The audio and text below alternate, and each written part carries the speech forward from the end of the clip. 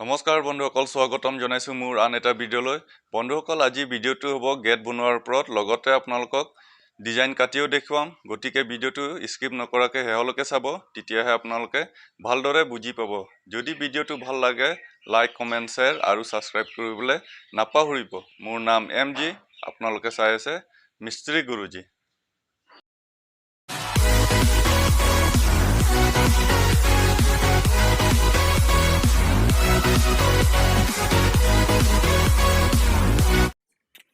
বন্ধুসকল, গেট বনাবলৈ প্ৰথমে আমাক লাগিব পিলাৰ। পিলাৰ সাইজটো আপোনাৰ 12x12 কে ৰাখিব লাগে। গতিকে মই চুৰিটো 10x10 কে বনাইছো। এয়া চাওক চুৰি কেনেকা বনাই আছে, আপোনালোকক এবাৰ দেখুৱাই দিছো। এয়া চাওক বন্ধুসকল, চুৰি বনোৱাৰ পিছত গেট য'ত বহিব সেইখনত মেজাৰমেণ্ট কৰি মাটি খান্দি ল'ব লাগে।